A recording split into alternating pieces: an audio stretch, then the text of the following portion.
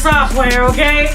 But it's cool. Listen, I ain't gonna waste y'all time. We're gonna get right into it, all right? 10, 8, 7, 6, 5, 4, 3, 2. Remember, everything's allegedly. Even my motherfucking name is allegedly. Y'all better be hitting the wine glass with water in it, because you know we detoxing on TashaKLive.com, okay? No wine until the end of the month. So I got water in my wine glass and black tea, okay? Hey, winos! How you guys doing on this here Tuesday? Everything good? I know y'all got to get up and go work and stuff in the morning. Me too, all right? So I'm going to try to get through this show as fast as possible. To anybody that's watching overseas, thank you so much for staying up. You'll go to bed at 1:30 a.m., okay? I'm trying my hardest for everybody that's overseas to bring the show back to 5 p.m. Eastern Standard Time. That way you guys over there can watch it at 10 p.m. at night, all right? And everybody in the world gets the show without missing their sleep schedule. But sleep is very important. It's very important to me too, okay? Very important, all right? That's the reason why I got, wait a minute, y'all can't hear me? Hold on, y'all can hear me? Please tell me y'all can hear me. Turn it on. Let me know on y'all end. Okay. Because I be talking now. I be thinking it's on, and it really ain't on. It's on? All right. So, we got a show for y'all tonight, okay? We got part 2. All right, shout out to the part 2. Shout out to everybody that was on TashaK Live that watched the whole 2-hour interview with the mother, okay? When I tell you the comments is heavy, all right? So tonight's interview is very triggering. This is only a 39-minute portion of the 2-hour interview that I did with Levontre Adams' mother. Of course, if you're not caught up, Levontre Andrews has accused Pastor Dr. Larry Reid Live of some of the most hideous and most graphic and most insane acts that could ever done to any of our children, okay? Levantre's been out here on the streets since 2019 trying to get his story heard. He's been harassed. He's been bullied. He's been threatened with lawsuits that are being filed only to be dismissed once he is ready for court and, prepared for a countersuit. They magically just disappear, okay? And whatever lies being told is being told. But Levontre came through and told us a very detailed, very graphic story about his pastor, okay, and his mother's leader, all right? And his mother is who you're going to be listening to tonight, okay? Her name is Sharon Benison. She is the mother to Levontre Andrews, who has accused Dr. Larry Reid Live of misconduct, okay? Now, we're going to be showing that interview, but first, okay, we got a few things to update y'all on in the media world, okay? And plus, we got a lot of people waiting to get on here, okay? And so we're going to roll this interview here in a few minutes, all right? And so before this interview rolls, we are going to talk about Blueface and Krishan, Beyonce, and these LGBTQ isolated, selective outrage that's going on. Amara La Negra, Pissy Amara La Negra, okay? And a few other topics, okay? Before we roll this interview, make sure you like this video. That's all that I ask you guys to do, okay?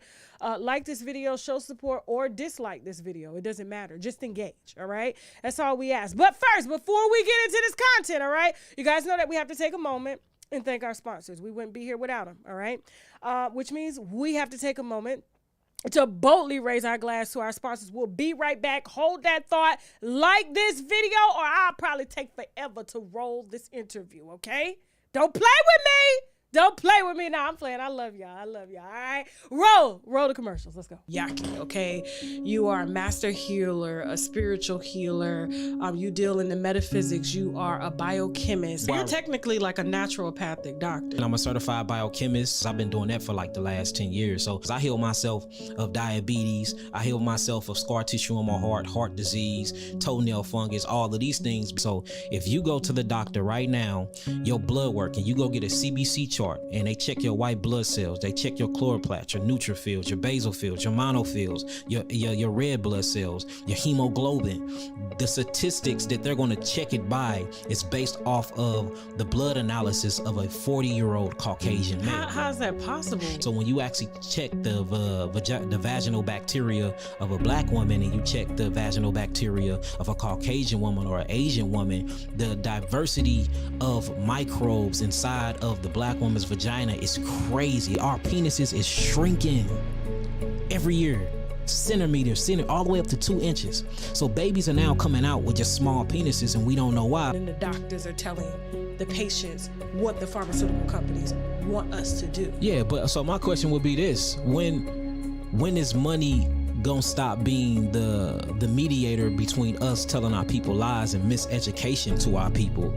Everything they ever have told us is a lie. They tell us that our heart is a pump. Your heart is not a pump. Your heart is a valve. Your lungs is a pump that pumps the blood to the heart. The heart is a valve mechanism that controls the cardio output of blood. Everything they tell us about everything is a lie. They tell you your hair is just hair. No, our hair is non-ether hair. It is actually an extension of your nervous system. It is used to scan the environment, and it brings all of these different neurotransmitters back to your skin to tell you whether to actually engage in the environment or take fight or flight and run away.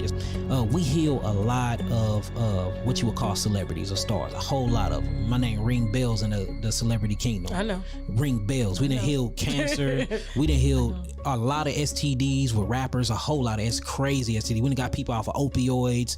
We grew a thyroid back. We got rid of a case of HIV in the actual celebrity community. It's crazy the way they call me, and it's like, you got everything you want, but you missing your health. And the way they call me in distress is just like, that money you got don't mean nothing right now. And I start asking, I said, that money, how did that feel? And they be telling me like, I feel like I'm incapable. I feel like I got all this money and I can't buy help. Winos, but for real, listen close and listen carefully. The olive leaf extract can reverse high blood pressure and diabetic high blood sugar, or the sugar as some of our grandmamas may call it. It can also kill any nasty little bugs in your bodies like parasites, bacteria, fungi, tumors, and much, much more. And if that's not enough, you can also tell certain cancers like breast, prostate, colon, liver, and skin cancer to take a seat, because the olive leaf extract has been known to fight it. And their friend lupus can get it too, okay? So I need my winos to be in good health because we have some good dragging to do. So visit myoliveleaf.biz to help get your health in order. All right, winos, check out our Unwine with TashaK store. We got sweatshirts that say, now I gotta go and I ain't got it. We got crop top, wine mug, water bottles. We got it all, okay? So be sure to hit that link below. All right, we back. I'm taking my olive leaf extract right now.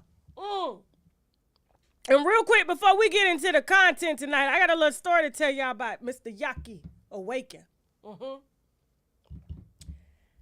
Everybody, listen, I question everybody that comes through my studio. And the winos have been telling me for years to contact Yaki regarding my thyroid issues, right? So after the interview, and during the interview, we talked about my thyroid issues. I did not reach out to him. I reached out to a naturopathic endocrinologist, and they did great work, okay? But the root of the problem is not addressed as of yet, although I am non-symptomatic, right, when it comes to my thyroid issues. So let me tell you this, when it came to Yaki. So we're talking. I'm telling him about it. After the interview, I got to get some water with this olive leaf. After the interview, I said, hey, you know, I exercise, I eat right. I'm definitely a healthy weight. I just had, you know, surgery, a non-invasive surgery on my thyroid to kill the nodules on there. I'm still somewhat hyperthyroidism is what I'm considered as, but my levels are controlled to where I'm non-symptomatic, which means I take like 10 milligrams of methanosol every day just to keep my levels normal, but they're trying to weed me off of the medication, right? And I said, and as a result of that, they think that my thyroid issues cause an issue with my blood glucose, right? So I could be on fasting, right? I could be fasting. My blood glucose will still be at like 99, 100. That's on the high side. even though they haven't diagnosed me as diabetic or anything like that. I'm not considered that, but they're noticing that my sugar levels are a little high. So he says, he said, I want these blood tests from you. He said, give me this blood test, this blood test, this blood test, this blood test. Now, a couple of blood tests I had never heard of. So I started to do my research on the blood test that he asked for, because he was like, oh, we're going to take care of that. No problem. And so when he told me to send the blood test, of course, I go look up everything. I want to know what they know so that I'll know in case I have to go to another doctor. So I'm happy to this doctor. I know what's going on. I know what tests they're ordering or whatever. Okay. And my doctors always encourage a natural, just kind of holistic approach as it is. Right. And so we're talking and he says, go get this. So when I look at 2 of the tests that he ordered the test on my pancreas. And I was like, okay, so I know the pancreas secretes insulin and things like that. But the test that he told me to get was a test to show if my pancreas was inflamed, which means I've always had like, what do you call it? Sometimes like, in my urine, like high white blood cell counts, right? But it had to do with my thyroid. But now that my thyroid is fixed, why do I still have high white blood cell counts, right? So to make a long story short, he feels, and once the blood work comes back, that the underlying issue to my blood glucose levels not being controlled is because my pancreas is inflamed and it's secreting either too much or not less, or it's not working right. And so that usually happens with thyroid patients, but you got to test for that. So a doctor will could easily say, oh yeah, you're in a pre-diabetic range, right? But they don't go as far as to test the functionality of the pancreas. And so Yaki nailed that shit dead on. Dead on. Like I was in like 5 minutes or less. So I'm waiting on the next step of it, which is to see how my pancreas is functioning. And if it is inflamed, they're just going to fix the inflammation to fix it. Okay? Because once the pancreas is, it's like once your kidney is gone, it's gone. You can't sometimes you can bring your kidney back, but sometimes you can't. And so being that my pancreas still works, like it could have issues going on, it's just gonna fix the root of the issues. And I gotta tell you, the winos was right. Y'all did that, not me. Y'all did that. Y'all said contact Yaki Awaken. I got him in the studio. I really didn't know anything about his background, but when he sat down, he started talking, and then I told him about what I had going on. And like I said, he nailed that shit. My doctors have never told me to order a pancreas test or to see how my pancreas is functioning, because that would be the root cause of it. And a lot of people get misdiagnosed as hypoglycemic or hyperglycemic because of inflammation going on in the pancreas. It's kind of like getting a bladder infection. You can get a pancreas infection and not know. And it causes digestive issues and all that. So listen, shout out to Yaki. We did a very intense interview. I do highly recommend you go watch that interview. It's a lot of stuff that he dropped that we could elaborate on for a long time, okay? And I'm definitely going to have him back in studio. And everybody that has watched that interview on TashaK Live knows what I'm talking about. I'm going to be putting out portions here on YouTube. It won't be the whole thing, but portions, so that you guys can get the meat and potatoes of it. But for the most part, if you want it all, you got to get over there to TashaKLive.com, because we spend hella money producing these shows, okay? And YouTube don't pay us enough to put those out over here. So that is the whole reason why they're over there, okay? I'm a businesswoman at the end of the day. All right, so let's go ahead and get into it. Tom Brady, and shout out to Yaki Awakening. Y'all better be liking this video. Tom Brady is, when I tell you, this is the funniest shit that I've ever heard. Now, his wife has been complaining for years, okay, and waiting on her husband to retire.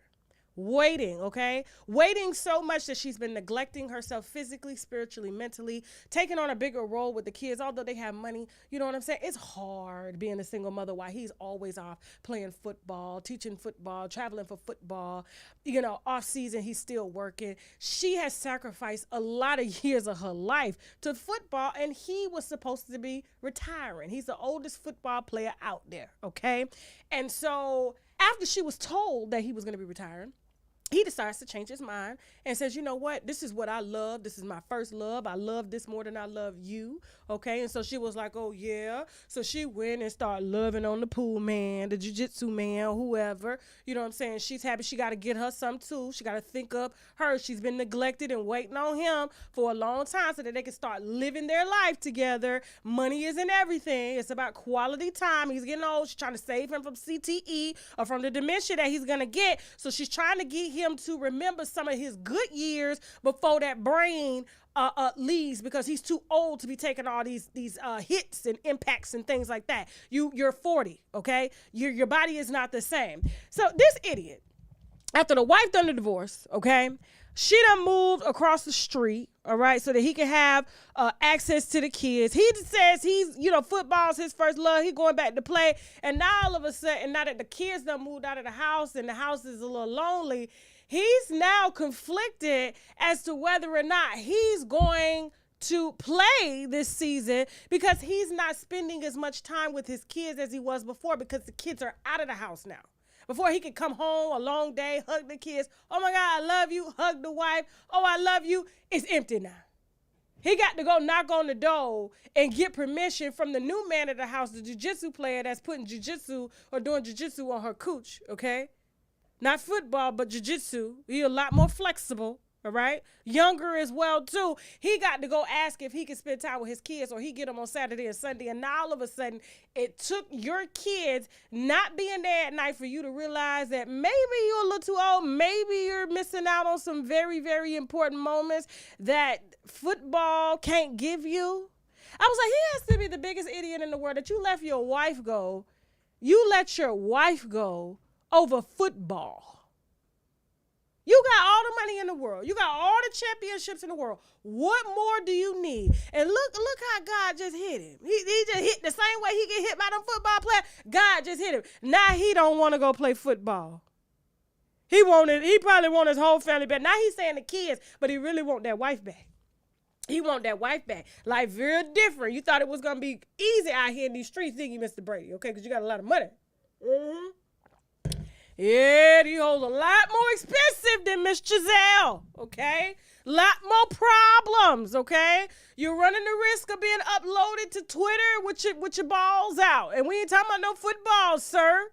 All right, it's a lot going on out here, and I know he done seen it. He ain't with it. He want to go home because he's a very disciplined man. He's a very focused man, and you can't focus when you in the streets. Moving on. Giselle, I think Giselle and him gonna rekindle though. I do. All right, who's next? Let's see. This is the funny part. Well, just when you thought it couldn't get no worse. TJ Holmes, when I tell you the wine is a spilling. The wine is being sipped on and spilled on because let me tell you what has happened. Miss Karen has saved the day, okay? Let me tell you, well, she thought she saved the day. But little did she know it wasn't enough. She didn't have enough, okay? Neither did his wife. So she's friends with the wife. They're watching each other's kids. They're like best friends. She gets her best friend a job at the station. She falls in love with her best friend, even though she's in a whole marriage, best friends in a marriage.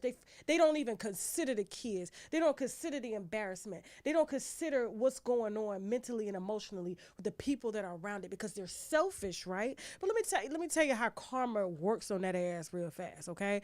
And so she knew that he had a prior affair with one producer on the show. But what she didn't know, that it was another. And then it was an intern. And then it was all these women after she went to bat for him, not only got him a job, got him in front of the camera, okay? Got him all that he wanted. He got a wife at home. He got somebody else's wife at home, which is her. He got the interns. He got the producers. And now that she has put her job on the line, she has destroyed her marriage. She has destroyed his marriage. She has destroyed the relationships with the children. Because you got to understand, this is going to impact the children for a long time, because this was internationally televised. And now she finds out that she was third. She was third helping. She wasn't the first. She wasn't, even though she got him the job there. Even though she was his best friend, right? And they claim that their relationship is very serious. You can't take what he says serious. And see, she felt like she was special, and now they're gonna hire lawyers to sue the network. And little do you know, he played you too, Karen. What, you thought you was better than the wife? You thought you was more special than the wife? You thought you was more special than the 22-year-old interns? You're old. Your access through the door. You know how you go into a building and you can maybe go on the first, second, third floor, but you need that key to go on the fourth, fifth, sixth floor. You were the key. And all of this, I love you. Of course he loves you. Yes, he loves you, because he needs something now. He needs a job. He needs a support system. His wife don't want him. All the producers and interns that he smashed don't want him. The world don't want him. His job don't want him. And you the only stupid one that wants him. But he don't want you. This man ain't been committed to nothing. He don't even know how to spell commitment. And it's funny that now you thought you was embarrassing the wife. You thought this was cute. The wife sitting back laughing at you too. Because she knew all of that, but you didn't. Moving on. Like she about to do. Somebody, she was blindsided. This is, you know what's disturbing about this situation here? This pregnancy, her destroying production sets and being drunk and fighting in the street and drinking during therapy sessions. You know what's sad about this situation is that he blames her for her behavior. He blames her. He takes no accountability. No accountability. He has used her, branded her to save his image. Because let's be honest, what do Blueface do? What does he do? He can't rap. He can't dance. What does he do?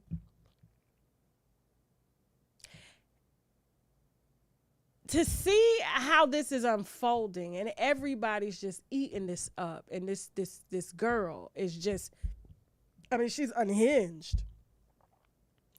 And he has her put out of interviews and says that, oh, he's not the dad to the baby. She was with 10 other people. And it's like, you created this. And I know he did, because he did it to his baby mama too. And had his baby mama bringing a girlfriend just to please him. Blueface ain't shit. He ain't shit. Like, seriously. Like, I just, and it's that she doesn't even understand the level of narcissism that's going on here. Driving her to drink. Fixing drinks during his little reality show on OnlyFans with these girls. Giving them lean. All this stuff that she's doing, he introduced her to. It's no different than a pimp getting this hoe on heroin, or traffickers getting they women that they trafficking on drugs to make them money. It's the same thing. And once she's used up, she ain't pretty no more in social media, posting pictures talking about she ugly. He don't want her no more. And it's like, y'all ain't gonna stop until she's dead somewhere, because that's what's gonna happen. That is what's going to happen. You ain't gonna stop. I mean, the fact that they're even allowing this in reality TV, I'm like, at this point, I was even thinking about this. I said, they bringing charges against rappers over their lyrics. I think they need to start bringing charges over these production companies over what they put out. If you're putting out violence, things like this, there should be a way for them to charge the production crew the same way They got Alec Baldwin ass hinged up. There needs to be some accountability held with these production companies that think that they can put out shit like this and we consume it, our children consume it, and we're watching this as if it's okay, but we're also watching the demise of a human right before our eyes be reckless to the point where they're damn near suicidal. Like the same way they bringing RICO charges against these rappers and they just rapping. They may not even be gangbanging or nothing like that. But these production companies, they want to say it's staged. That's not staged. This is not staged. This is not staged. And I'm telling you, I think this Alec Baldwin case is going to start a whole whirlwind of production or people on productions getting charged with acts against other people, whether it's physical, whether it's using weapons to send a message. And they need to start with them. They really do. Because ain't nothing funny about this. Nothing funny. Moving on. Oh, gosh. Ooh, this detox. I got a detox headache today. It's good, though. It's a good headache. It's a good headache. If you want to be a part of the detox, please feel free to join our TashaKLive.com. Okay? It's only $12. All right? People are losing some hell of weight. I gotta tell you, I'm so proud of them. I'm so proud of them because I'm muscle bound. Like I'm fit now. It's hard for me to lose weight, so I'm just gaining muscle. You know what I'm saying? Stomach on flat. I ain't looking pregnant. You know what I'm saying? All right, so Beyonce, selective outrage as usual. All right, so now the LGBTQ is coming for Beyonce's head and feet for performing in Dubai, the UAE, the United Arab Emirates. Okay. And this is her first performance after 4 years. I saw some of the clips online. Beyonce is getting better and better with age. She is practicing, okay? And I gotta tell you, I 24 million, that's a lot of money, right? And listen, whether she has a broke foot or not, Beyonce is showing up for a damn show, okay? After pregnancy, after having twins, broken foot, all types of shit, BBL, you know it, okay? She ain't missing no show with money, okay? And so from the looks of it, it looks like a phenomenal show. But what's irritating is that the LGBTQ is now trying to say that the organizations that since Dubai is against the LGBTQ, Beyonce shouldn't have performed or taken any money from a country that doesn't deem LGBTQ as a human right? And while that may be true, Beyonce took a whole album dedicated to the LGBTQ community, featured hella LGBTQ artists, and all of those artists were heard in Dubai. The witch is a witchin'. The witch understands that the music is what penetrates, not selective outrage. You get my drift here? Her saying that, I'm not going to take it, is not going to solve anything. But if you take the music to Dubai and they hear the T.S. Madisons and all of the bounce people, like the names are forever. You hear these people on these records that are singing and talking. This music is being inspired by greats that have represented and penetrated the LGBTQ community, and the music is penetrating the soul of the people. Shouldn't y'all be congratulating her? The idea is for y'all, for the group, the community to be accepted, right? Well, she got the music accepted because that's where it starts. It starts with the music. It starts with the television program. So things that are undeniably banned over there, Beyonce took a check and was able to bring the things that were banned over there, and they listened and they danced and they embraced. The witch is witching. Stop. What do you want her to do? Do you want her to open up a market? Because now when the prince of UAE That was a LGBTQ song. Yeah, brother, you didn't know that shook. Oh wow, Beyonce. Wow. How do you think these things happen? How do you think movies like blacks? Let's go back to blacks being in films, right? The clowns that we saw, or the blackface. Let's start with the blackface. First, it was blackface, white people in blackface, okay, and then all of a sudden, black people start getting casted because there was this outrage, and then they start calling the black people coons that was playing in these movies, not knowing that they were setting us up and getting ridiculed and dragged for us to be right where we are now and still building. Generation Z need to shut up. Period. Because you don't know what you're talking about. You don't know how history evolves by people going. People going where they're not invited. She was invited and she took y'all flag on the stage. Moving on. Can't win for lose. I smell piss in the wig. You know what's funny? Amara is a beautiful girl, beautiful woman. I love how she represents just chocolate Afro Latinas, you know, as far as her physical appearance. And it seemed to be a very positive one, right? It seemed to be one that was based on morals. Now, although the wig was fake, her hair really kinky like that. It may not be as big, right? But she still got some kinky hair. She's Afro-Latina for real, right? What I have a hard time with is I know that, you know, having babies and stuff, you know, kind of slow down your career, and, you know, you're doing photo shoots every other week, and Love and Hip Hop it's just too positive. You don't have anything going on as far as the storyline. And you're really trying to make that comeback on social media. Like, how can I go viral? And you sitting in a car as a mother to twins. And see, this is how I know she ain't really settled into mother role. Because no mother, even if you like being pissed on, your children are going to watch that video and say, Mommy, you like being pissed on? How did you come to like being peed on? Like, oh, well, it started with me having scabies. And, you know, in order to get rid of the scabies or blisters, I put a little pee on them, or ringworm.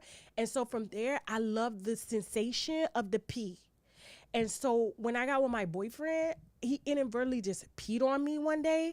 And I loved how hot it was. Just how the sensation just made me feel. And so that's how it started. Because you're going to have to answer this question for your children.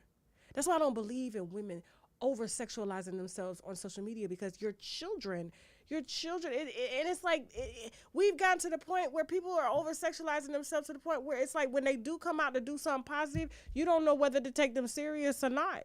You don't. And so her getting on social media to back up Young Miami, who is also a single mother like Amara, who is also a black woman, who is also in the music business, who is also on television.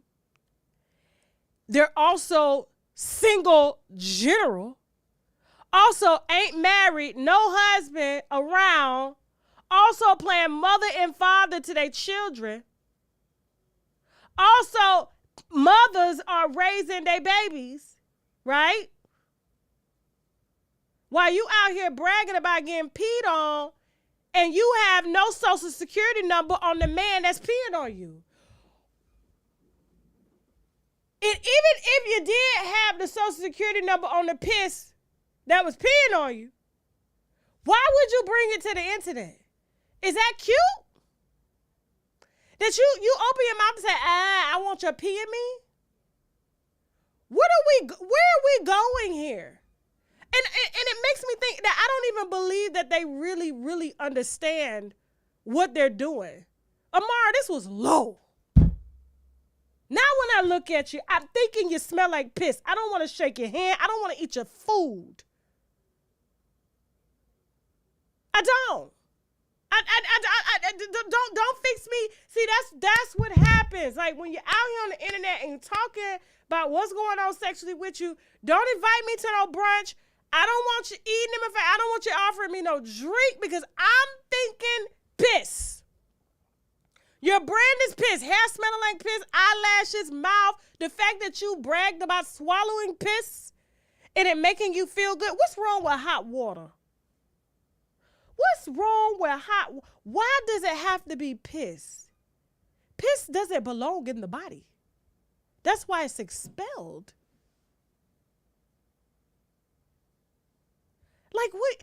Are y'all so insensitive to sex that you need things like this to happen? That's why you're not married. That's why you choose not to settle down. That's why a husband can't take you serious because they can't please you. Is that what this is? It's got to be deeper. It's like borderline like animal stuff or doing things that are just so out of the ordinary. Like, oh, I like breast milk. Like, even if that were the case, like, why? Why? Like, what is the end goal here? Come on, Amara LaPissy. What is the end goal, sis? Piss burns the skin. It damn near bleaches the skin. And you black. So now when I see yellow patches on your skin, I know that the piss bleached you. And whose piss was it?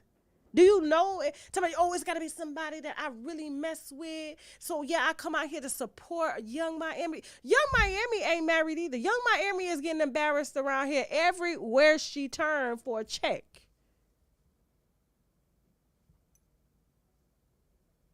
Everywhere for a check. And you can't keep the first man at home. Not even the ones that ain't got no job, you can't keep. But you willing to allow them to piss on you. You would think a man would want to stay. You would think a man would want to marry you, but he thinking, well, who else done pissed on you? That's how they think. And then that's when you see them eating. It's called selective dating. Default. Eating cooch. Men don't want them no more, so then they're in a relationship with a woman, not because they want to be, because they don't, but because they have to be, because they smell like piss. Mm-hmm. I can't. Listen, guys, like this video. So, we're going to take one more commercial break, all right? You guys, listen, I will run these commercials twice. Y'all better be liking this video. Y'all better be liking this video, all right? So I better have 2,000 likes by the time this interview starts. I hope y'all have enjoyed the first segment of this. We're going to roll into the interview. I'm going to play the commercials because, you know, this is how we got to shout out our sponsors, okay? Also, there will be no after show tonight on TashaKLive.com. However, I do highly advise you to watch the Yaki interview. And check, is the mother interview ready? Not this mother, but the other mother. Okay, we got a really, really, really, really intense interview that's dropping tomorrow. It is going to blow your mind on TashaKLive.com. I do not want to announce it until it's ready, but when I tell you, you will not be ready for the content that is in this interview, okay? It was so much I had to stop the woman. I was like, listen, you're a civilian. You coming to tell me all of this or tell the world. She was like, I'm telling it all. Basically, she's the mother to a viral social media star. And she came to defend her name. And not only did she come to defend her name, she came to expose his father for the most heinous just crimes against humanity. And the daddy dead now. When I tell you, the viral star is going to be so shocked at what his mother is saying that I was even shocked. I was like, hold up, you sure you want to keep going? She said, I'm here for everything. Just when you thought it couldn't get no worse, it gets worse. And this shit going to be all over social media. Okay? So that'll be dropping hopefully tomorrow on TashaKLive.com. And remember, we're going to have part 3, okay, to our PPP series. Okay, this is part 2 that you're going to be hearing tonight. But before we roll part 2, we got some sponsors that we need to brag about, which means Bowley Razor Glass 2, and I better have 2,000 likes when I get back. Let's go. Yaki, okay?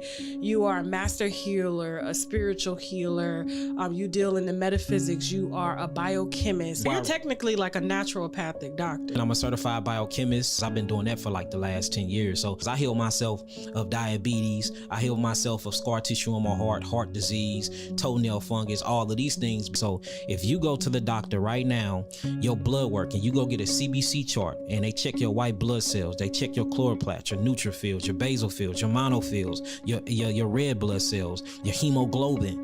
The statistics that they're going to check it by is based off of the blood analysis of a 40-year-old Caucasian man. How is that possible? So when you actually check the vaginal bacteria of a black woman, and you check the vaginal bacteria of a Caucasian woman or an Asian woman, the diversity of microbes inside of the black woman's vagina is crazy. Our penises is shrinking every year, centimeters, all the way up to 2 inches. So babies are now coming out with just small penises, and we don't know why. And the doctors are telling the patients what the pharmaceutical companies want us to do. Yeah, but so my question would be this: when is money gonna stop being the mediator between us telling our people lies and miseducation to our people?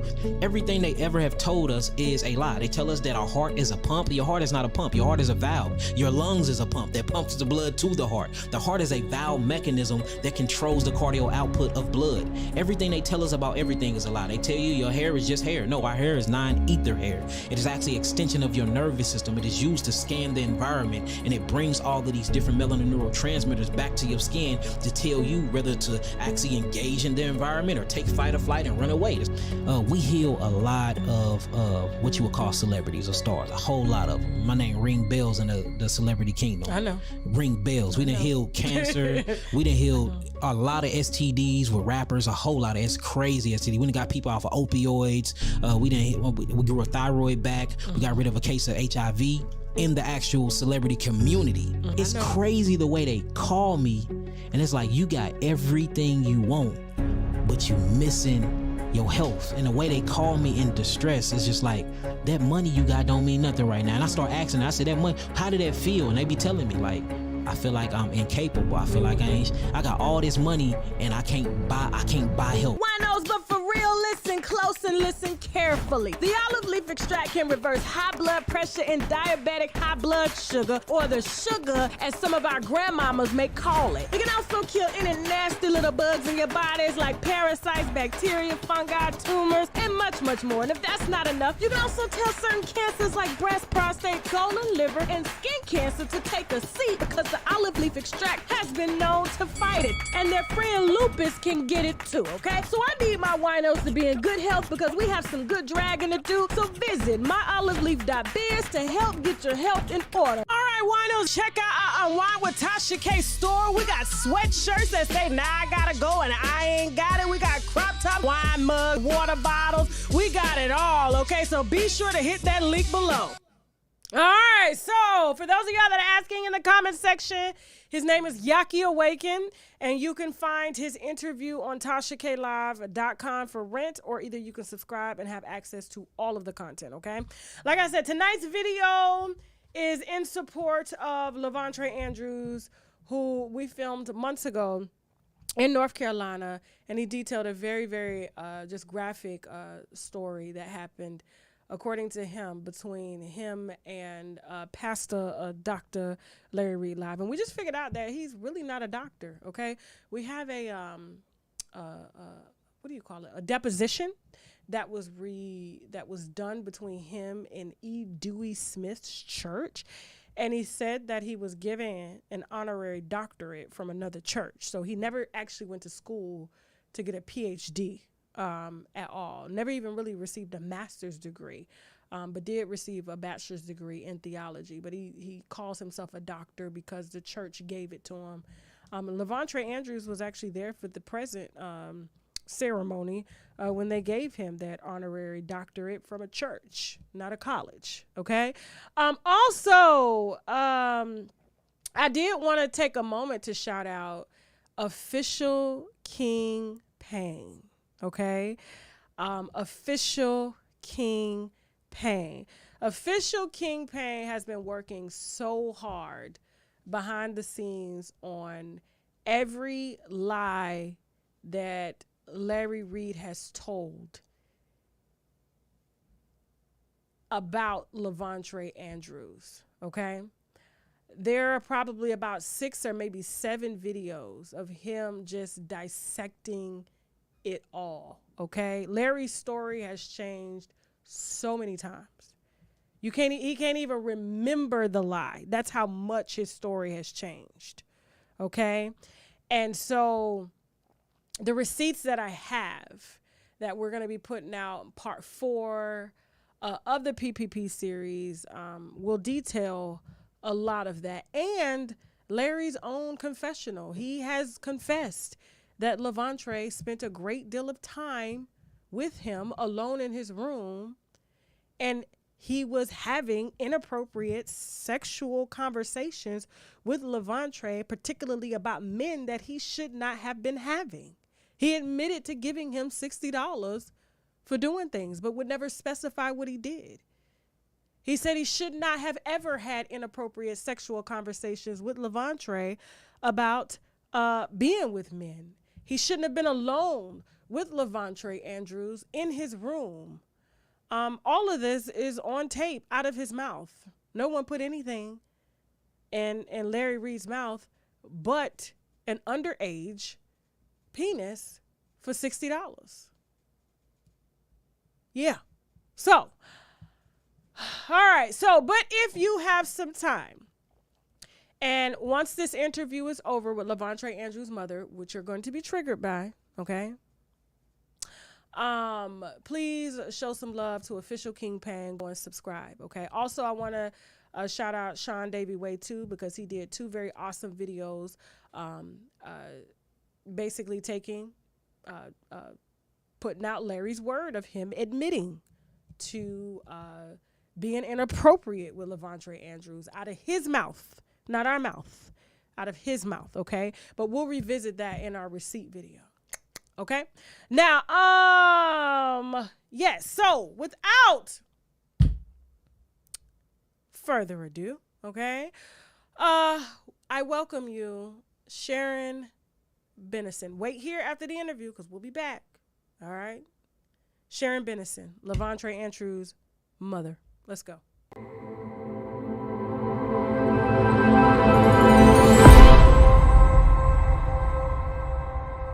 Miss Sharon Benison. Yeah.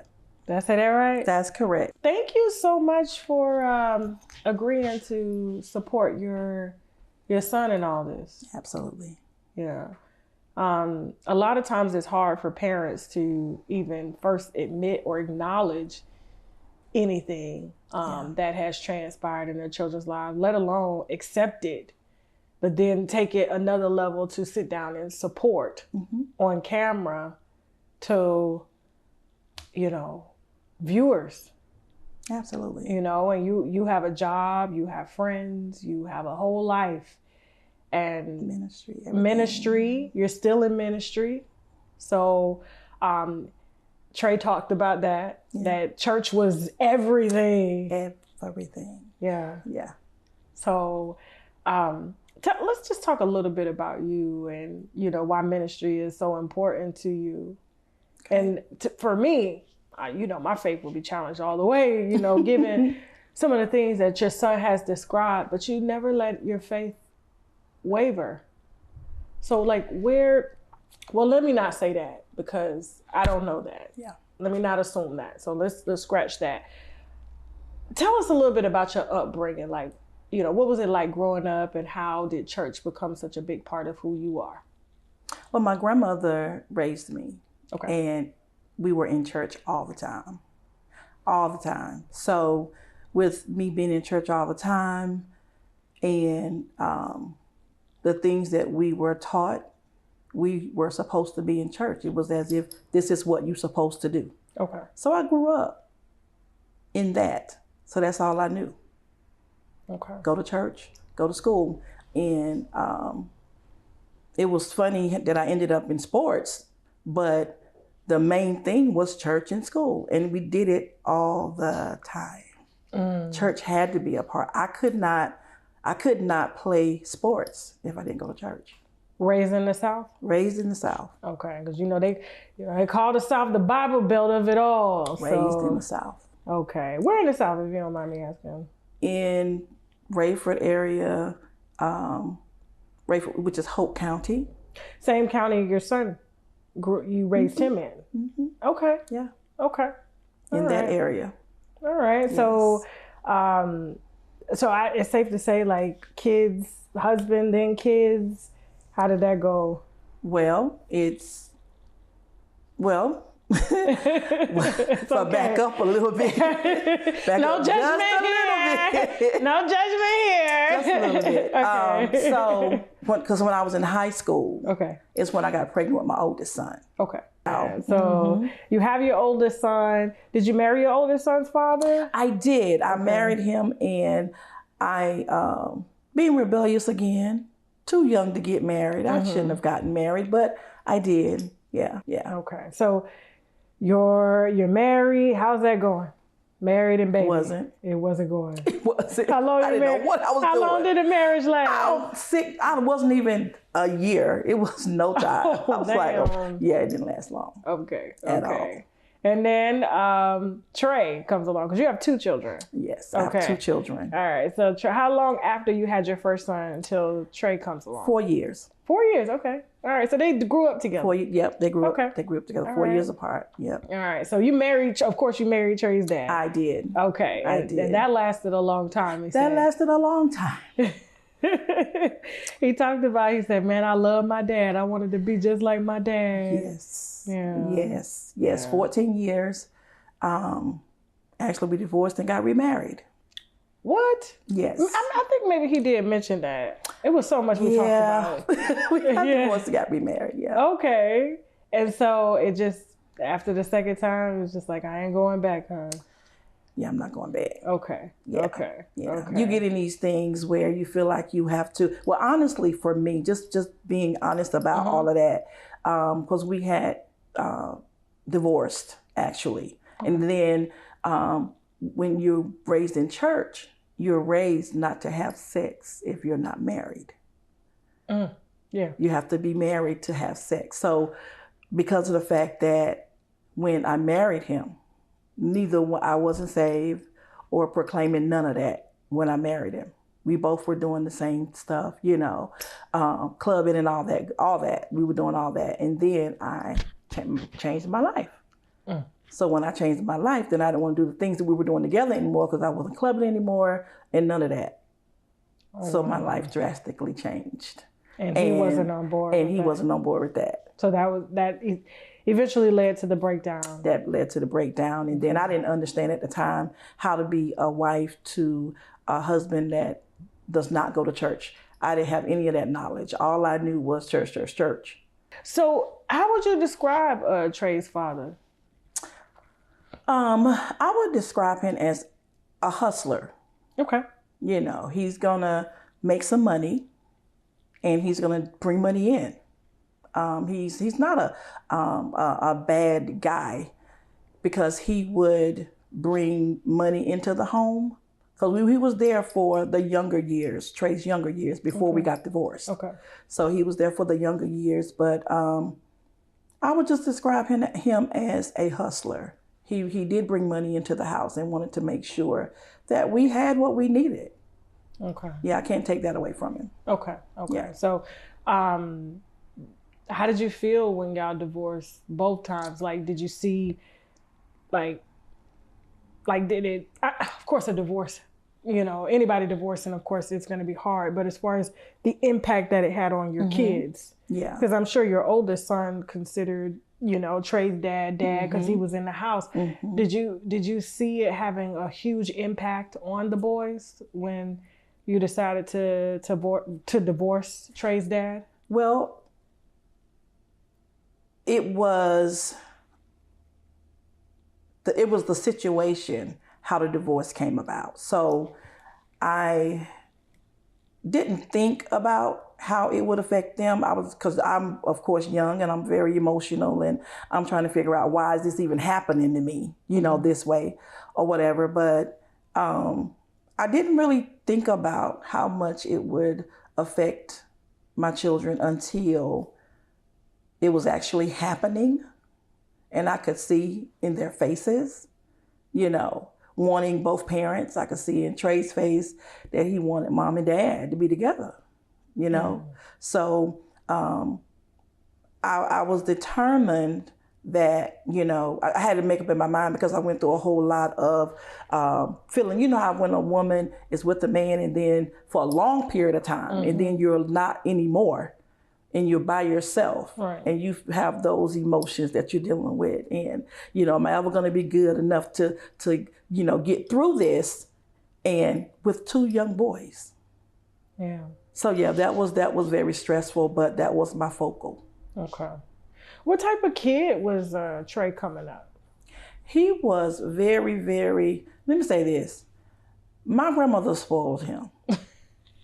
It was so bad. She spoiled him. And she looked over at you, Trey was like, she spoiled him. Because, and I'm saying it, I'm telling the truth, because when he would get in trouble for whatever reason, being little boys, she would call me and say, don't whoop him. Ooh. Pray for him. That's what she would tell me. Like literally. To literally pray for them. That sounds like my mother-in-law. Literally pray for them. Don't beat her ass. Just pray. Just don't. And she would literally pray for them. And it would be so bad. They would wake up. They would have, oil would be all over. I went in there and prayed and threw oil everywhere. And they greasy, waking up greasy. But Trey was the normal. He was like the regular child. Like the normal child growing up. Doing little boy things. I would pick at him or whatever about how I would find cheese and peanut butter. Oh God, he loved that kind of stuff. Yeah. Under his bed, I would talk about that kind of stuff. And, but yeah, Trey was good. He was into sports, and I loved that. I'm like, okay, I'm gonna live through him vicariously. Yeah. But baseball. Okay. At a young age. Yeah. Very young age. In Parks and Rec, knocking the ball. 7 to 10, I think he was, playing Parks and Rec and throwing a softball from center field all the way to home plate. And did not hit the ground. Yes. That's pretty dope. I played softball for many years. So listen. Pretty dope. Running, hitting the ball. So I was like, oh, well, we couldn't have a baseball star, if not basketball, because then he played basketball as well. Yeah. And he was good at basketball too. So so all of that was good. And we would go to his games and stuff. So he started young, and then oh my God, drums. He said he was beating on everything. Everything in the house from the time he could walk. I would find him under my kitchen sink. And I found him because he was in there beating on the stuff, but it was closed. He got in and closed himself in to the sink. And that's how little he was, but I found him because I heard the beating. Yeah. Oh God, he would beat on everything. He started when he was like 5 or 6.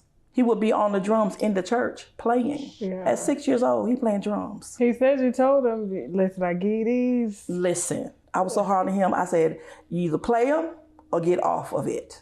That young. Wow. Yeah. So I pushed him to play, and he just kept doing it, and he wanted to do it. And it amazed everybody because he was so young and he never had any lessons. That's what he said. I said that was a gift. It was a gift. Yeah, that's true. It was a gift. Because now he got a whole living and career off of it. He's traveling. And it's amazing how God blessed his life in that area. It's amazing. That is cool. So he wasn't like a troubled kid or anything? He wasn't a troubled kid. He wasn't a troubled kid. Like when the father is not there, and when the child needs a father in the home, I try to be mother and father, and I don't know how to be a father. Yeah. I only know how to be a mother. Right. So just those type of things. He never got in trouble. He'd never been in jail, locked up, or nothing like that. So he was just that type of child with a father that was out of the home, basically. Okay. Yeah.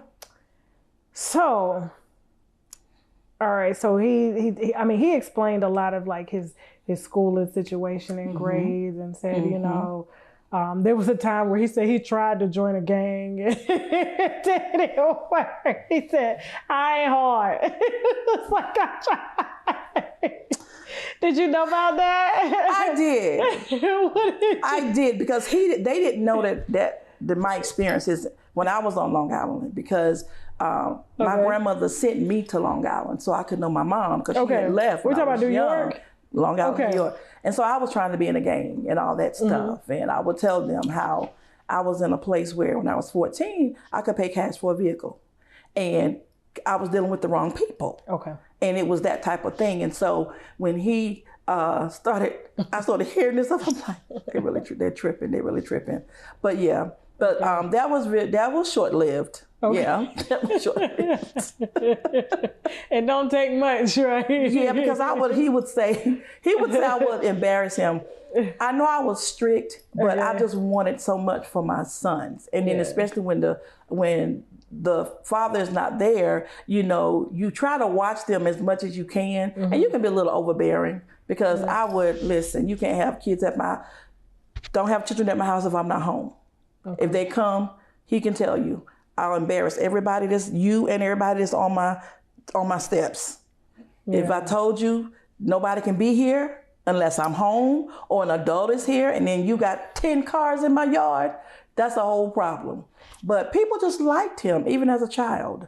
Yeah. I mean, people, older guys, people older than him. And that was one of the things that did not set right with me. Like the older he would get, older kids, you know, like teenagers, 13, 14, and playing ball, because, you know, everybody would go to the park and play ball or whatever. And then it would be all ages there. But then I would pay close attention. It would be older guys, and he would be talking to them. And so that kind of, you know, got my attention, you know. Yeah, he said that he, you know, got his stripes kind of early. So he felt like, you know, he was older and being around older people all the time. So, yeah. And I mean, he's tall too. Yep. So I'm sure that kind of made him look a little older and stuff. Yeah. So, yeah. So he said he's in church all the time. All the time. They have no choice. All the time. All the time. So you were a minister? Okay. Yep. And then we had talked about how he came to be a member of Reid's church, Larry Reid. I think he said it was called the Breakthrough. Yeah, Breakthrough Temple. Temple, okay. Not too far from here, is it? I mean, Fayetteville? No? And it was in Fayetteville. Fayetteville, okay, yeah. So, so you're at a church before you meet, you know, you go to Reid's church. How was that church? That church was good. To me, it was good when I first joined, because I was there for about 6 years. But it was good because of the pastor and the way he did things or whatever. So I thought it was really good. And Trey was playing the drums and meeting a lot of the different guys and hanging out. And then that pastor, you know, he was really hands-on too, you know, and then I was really close to them, you know, as far as working with his wife and with leadership. So it was started really good. Okay. It started really well. Yeah. He said that, you know, to this day, he's still friends with that pastor from that church, and he didn't want to leave because he was making money. We still, it was me. Yeah, it wasn't them. It was me, because I remember, I remember Reid coming there visiting. I remember that. And one of my friends invited me to Reid's church, and that's how I met them. So that was the first time that like you had ever been introduced to Reid? Well, they visited the church. Okay. The previous church. Okay. Yeah, him and Shamanko had came and visited the church, and that's when I first saw them. Okay. Yeah. So how did you, I guess, come to the decision to leave the church that you were at, and Trey was making money and you were ministering, to going to Reid's church? There were some things going on with the pastor that didn't sit right with me at the time. And I was just like, I'm not doing this anymore. Okay. Yeah, and then I was in a space of not going anywhere, but it was very, very short period of time. And then one of my best friends, she invited me to Reid's church. Okay, and what was your first impression? My first impression was, wow, like in a good way. Okay. Like, you know, because that's the kind of church I was used to, you know. Yeah. It was very, I love, you know, like the singing and the praying, the way, what I was used to doing, you know, the loud prayers and the singing, good singing. You know, I love music. So good singing. The people were nice and friendly and everything. So it was good. Okay. Yeah. And so you knew that this is going to be your new church home. Yes. Trey said you drug him. He didn't want to go. He didn't want to go. I left him at the other church because I wasn't sure if I should bring him. Yeah. And I said, I'm going to let you stay with the bishop until, I don't know how long it was, the period of time, but I just felt like he had to be where I was. I couldn't just keep leaving him there. Yeah. Yeah. Because he was young. I think he said around like 14. Yeah, he was a teenager. Yeah. Mm-hmm. Okay. And so eventually he migrates over to Reid's church with you. And from your experience, I guess kind of, you know, on the outside looking in, did he seem to be getting along great with everybody? Yeah. Yeah. Yeah. He seemed to be getting along good. I mean, I never didn't know of, you know, any issues or anything outside of young boys being young boys, you know, in the church. Okay. Yeah. All right. So obviously, because he spoke about, you know, finally getting a job with the church and playing the drums when they found out that he could play the drums. Reid eventually moved him to play the drums, and then they were paying him like a lot less than what he was making at the other church, but he took it because it was some money. Yeah. And then and he didn't have a choice but to be there with me, so he didn't have a lot of choices when it came to that. Yeah. Okay. Like where he could be, it was up to me where he's gonna be. So I get that. You're mom. You're still mom at the end of the day. So you don't get to make him until you pay your own bills. That's what it was. Yeah. So he said it took about, I want to say 9 months for him to, I guess, kind of get acquainted into, you know, I guess making friends and, you know, just, you know, getting close to Reid and Shamako and stuff like that. And then, you know, he eventually would stay over there sometime at the house. And of course, Larry was married. On and off. Yeah. He said that he like divorced and then married, divorced, married, divorced. Married, divorced a few times. Yeah. When you met Reid, was there anything that you look back on now? Like when you, that didn't just say, something ain't right? You know, honestly, at first, no. Okay. Honestly, at first, no. But when you are, like I was so, I don't know what word to describe it, but I was just so into church and I was just so into believing leaders. And that's how he came across to me as a person I can trust. You know, I can believe in him.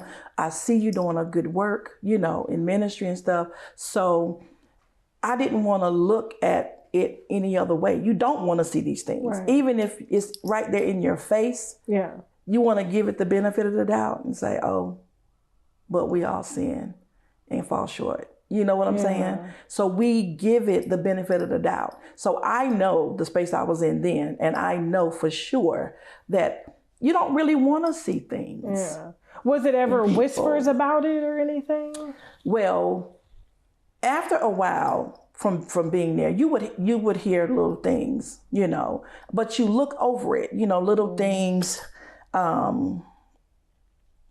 Because I have been in ministry where I've seen men, the way they would relate, the relationship they have with the boys. Because a lot of the times in ministry that I've been in, The men deal with the little boys and the women deal with the girls. Okay. You know, and so they do things with them and they take them places and they, whether it's playing ball, bowling, whatever it is, they spend time with them. People will come into the church. Okay. People come into the church and they would say, the kind of lifestyle he's living, just looking at him, they'll say, this is what he is. You know, I don't want to say what they said, but it was like, you know, like if you're a sinner and you come into the church and you see a person standing up there and you say, they're not saved, they're a sinner. An alcoholic come into the church, that's an alcoholic. That's what they are, they know that. So I know for sure people that were living a gay lifestyle, I can say that, would have came in the church and said that. Because they're gay? Because they were gay. Okay. And they've said that. And I overlooked it. Okay. Heard it, didn't hear it. Okay. So, it never once crossed your mind that your son would come to you one day and tell you Never. what he's told the world? Never. When did you first come to know that anything was slightly inappropriate going on between Reid and your son Trey? So, the first time I heard it, it was actually before I went to St. Martin. The first time I heard something about something going on in that area with little boys. Were you still a part of the church? I was still a part of the church, but at the time, you know, you hear stuff, but you don't want to believe it, you know, and we had different people coming in and out of the church, right? Different people coming in, people from other states and stuff coming in and making accusations, saying stuff, you know. And so that was the first time that I heard it. Now, to answer your question about the first time with Trey, I was in St. Martin. You were on vacation? I was in St. Martin pastoring a church because he sent me there. Okay. The lady that he was going to marry, that's from London. He was going, it was one of her churches. Reid was going to marry a woman in St. Martin. No, she had a church in St. Martin. Okay. She had a church in St. Martin, but her base church was in London. Okay. And they were going to get married. And she needed someone to pastor the church in St. Martin. And so he sent me to pastor the church. And how long were you there? I was there for months. The first time I was there for about 3 or 4 months. Okay. And then I came back and then I went back again. Okay. Yeah. And so you left the boys back. I left, yeah. And back Trey in North Carolina. Trey was like, I'm on Skype talking to Trey. Yeah. He crying. I know my mama didn't leave me. You didn't. I mean, he's a teenager saying, I can't believe, Mama, you really a long way from me. Okay. You really left me. Because we've always been, from birth, he's always been with me. So. And what'd you tell him when he was crying? I was coming back. It's going to be over soon. You know, you'll be okay. You're in good hands. That they're going to take care of him and everything. You're going to be fine. We can talk every day on Skype. You can see me, all that good stuff. Okay. Yeah. Okay.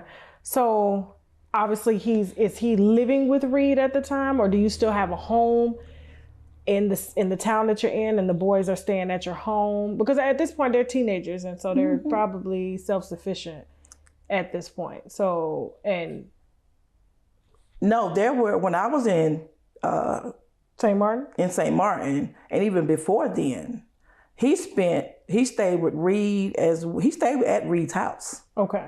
Yeah, he stayed at Reid's house a lot. And you never kind of just, despite like people were coming in and saying, like, Reid this is not normal, this is not of God. Yeah. It never raised your eyebrow. I was like, no. Because you don't want to believe that about your leader. Okay. You don't want to believe that. Okay. And did you feel like maybe you had a close enough relationship with your son that one, it could never be my son, or two, he would come tell me if something was wrong?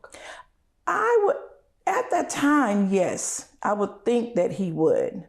But you don't know, because when you're in ministry and other people are with your child a whole lot, and they're in the house with your child, because there was a time, like I said, he was at Reid's house. He was staying at his house. I wasn't staying at his house. Okay. But he was there. Okay. So, yeah. I could tell you kind of sat back on that. Yeah. What were you thinking? Yeah, because as a mother, it's bringing back, it makes me feel like, why didn't I just go with what was said? Why didn't I just go with what I heard? Why not? Why didn't I just go with it? Wouldn't be sitting here possibly telling this story. Do you feel like he sent you to St. Martin so you would be out of the way? Because if you're away, he's pretty much with your son all the time. Well, I don't honestly think that, just being honest. Yeah. I don't think that he sent me there to be out of the way, but I don't know. You know what I'm saying? Just thinking back on it, I don't know, but I would not really, being honest, and say that I think he was sending me away to get me out of the way. Okay. Yeah. So that was the first time you heard, okay, and but when did you really come to know about what had transpired? When I was in St. Martin, and my children called me. Some things was happening, some things that happened, transpired with Trey and my daughter-in-law, my daughter-in-love. Yeah. And they were with my other son. Okay. But I was in St. Martin. Because Trey met his wife at Reid's church. At the church. Mm-hmm. Okay. At the church. And I found out I was in St. Martin. That's when I found out. Okay. How did you find out? What was said, though? So my son was telling me, my oldest son was telling me what was going on with all of them. And Trey, of course, was telling him what had happened or whatever. And when I finally was able to talk to my children, because when I was in that space, mm-hmm. they were talking to me and I was trying to handle things. I'm in St. Martin. I'm not down here. I'm trying to make sure that my son is safe, trying to make sure. I'm trying to think in my mind. I'm like, this is not happening. This is not happening. So with me in my mind feeling this is not happening, then that's what I'm portraying when I'm talking to them on the phone, to my children. So I know it felt like to them that I don't believe what they're telling me. Right? So then that was another situation, So they came to you while you were in St. Martin. I was in St. Martin. And he's dating, Trey is, with his wife now. They weren't married at the time, of course. Right. And then I guess this is when Reid had told them they had to leave the church or something? Yeah. Okay, because they wouldn't break up. Yeah, they wanted to keep them apart, and they didn't want, in the church, they didn't want none of the single young boys and girls being together and trying to date or anything like that. So that's what that was. But in the midst of them telling you that they're being put out of the church is when you heard that Reid was possibly carrying on in a very inappropriate or doing inappropriate things to your son Trey. All of that at one time. And I'm in St. Martin. What were they saying to you on the phone? Like, did they describe anything, or? My oldest son. Okay, what did he was just telling me that he was doing stuff to Trey. Okay. Yeah, he was doing stuff to him, and because Trey told him specifics, so he was saying that how he touched him and did different things based on what Trey said to him. So I'm up here. At the time, I was still in school. Okay. I'm pastoring this whole church. I'm up here like, I gotta get home. Okay. Like, I gotta go. I can't stay up here. Did you ask Trey about it? When I talked to Trey, I did. It was briefly. Okay. Yeah, it was briefly. It's like it wasn't, because things, being honest, things really got heated, and it felt like to my children that I was not with them. It felt like I was against them or believing the opposite. Yeah. Like you didn't want to believe Like I didn't believe it. Yeah, that's the way it was. And I was like, this is not happening. Yeah. This is not happening. These are my children, and I got to go home. I got to get to my children. And because when it'll happen, like if your children telling you something and you're sounding like you're with them, the other people, versus what they're telling you, if you're talking and they can't even, I'm mama. Mm-hmm. So what's there to question? If I'm telling you what's going on, what's there to question? Right. But I'm sitting here, and I was hesitant. I can honestly say that. I was hesitant, like you know? Like this is not happening. That's the hesitancy. This is really not happening. I'm way over here. Nothing really sank in till I got back. And how long did it take you to leave St. Martin and get back to North Carolina to the boys? I think it was like maybe a few weeks. I think it was like maybe a few weeks. Okay.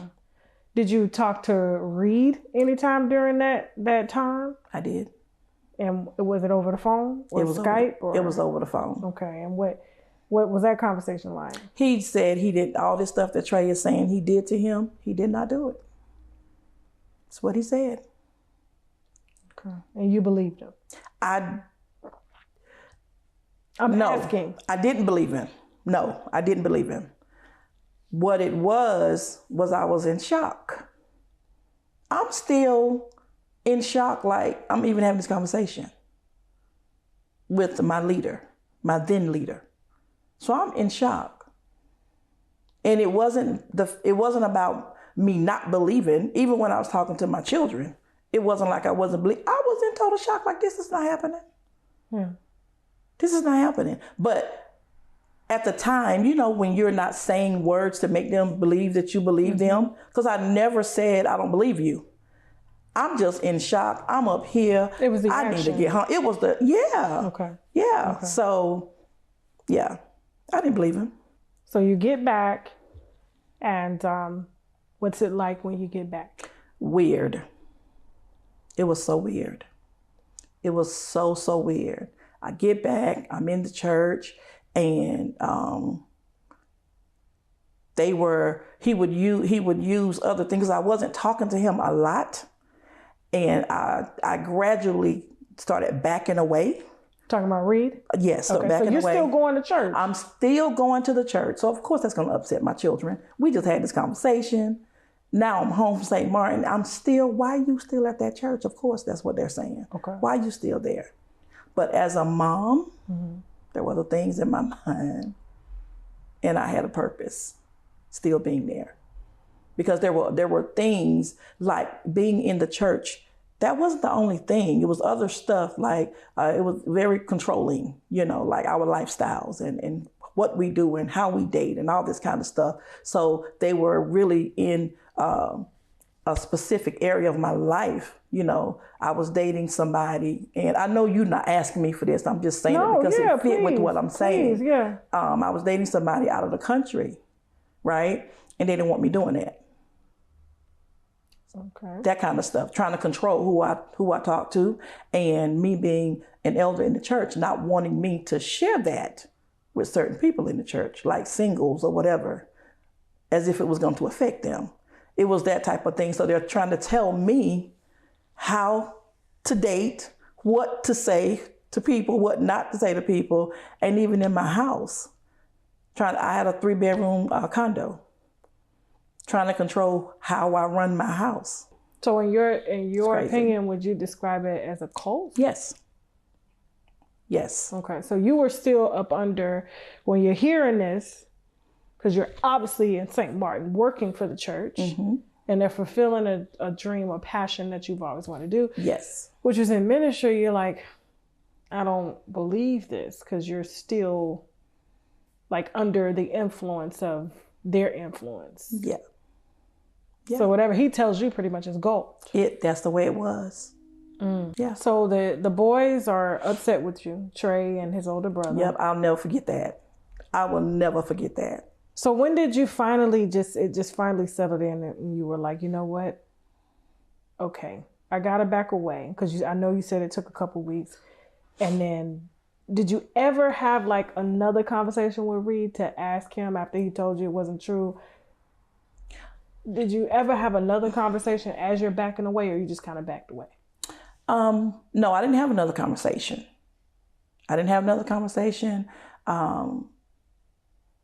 After that, because I already knew in my mind what I was thinking. What were you thinking? It wasn't good. It wasn't good. And I plotted in my mind what I was going to do. But I was going to sit there and watch it happen. And then... What were you going to do? Make sure it don't happen no more to my son. Because I'm sitting there and I'm watching you. And I'm back from St. Martin, I'm watching you. And now I'm looking at you. Although you said you didn't do it, I know you did. I felt you did. Then on top of that, all of this other stuff that's happening, you start putting things together, all of these controlling and manipulating issues and all this other stuff. It was just way too much. And then my children, God gave them to me. And I'm not gonna let nobody destroy that. And that's how I got some sense. That's how. And I just started backing up. As you was gonna hurt him. I thought I wasn't going to myself, okay, but I had something in place.